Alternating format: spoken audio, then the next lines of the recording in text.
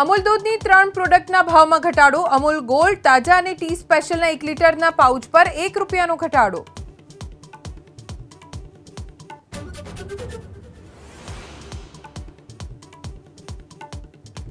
BZ Ponzi સ્કીમના મુખ્ય આરોપી Bhupendrasinh Jhala jail હવાલે. રિમાન્ડ પૂર્ણ થતા કોર્ટનો હુકમ. ભૂપેન્દ્રસિંહ ઝાલા સામે છેતરપિંડીના નોંધાયા છે 3 કેસ.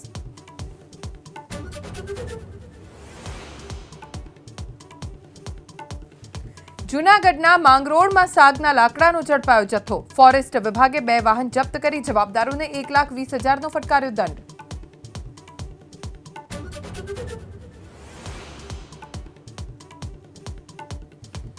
વેરાવળમાં 2 ઓવરબ્રિજ બનાવતી કંપની વીજ ચોરી કરતી ઝડપાઈ. હાઈટેન્શન વીજ લાઇનમાંથી ડાયરેક્ટ કનેક્શન લઈ વીજ ચોરી કરતા ₹3.76 લાખનો દંડ.